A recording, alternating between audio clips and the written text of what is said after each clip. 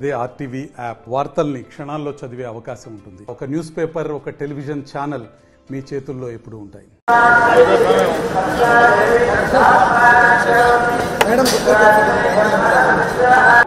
ఈరోజు చంద్రబాబు నాయుడు ఇవ్వాల్సిన డిఎస్సీలు 1998, 2008, 2018వి దాదాపుగా 17,000 భర్తీల్ని ఈరోజు జగన్మోహన్ రెడ్డి గారు భర్తీ చేశారు. మళ్ళీ 6,100 ఇప్పుడు నోటిఫికేషన్ ఇచ్చారు. సో ఆమెకి రాజకీయ అవగాహన లేదు అనేది నిన్న ఆవిడ చేసిన హడావిడి చూస్తేనే అర్థమైంది. 4.5 సంవత్సరాలు ఆంధ్రాలో లేకుండా తెలంగాణ బిడ్డని, తెలంగాణ ప్రజలకు అండగా ఉంటానని ఈరోజు జగనన్న మీద విషం చింతూ షర్మిల గారు చేసే ఈ ఆరాటాలు, పోరాటాలన్నీ చూస్తే ప్రజలకు అర్థమైపోయింది. ఇది కేవలం చంద్రబాబు నాయుడు కాంగ్రెస్ కలిసి ఆడుతున్న నాటకం. దాంట్లో షర్మిల గారిని పావుగా వాడుకుంటున్నారు అనేది అందరికి అర్థమవుతున్న విషయం.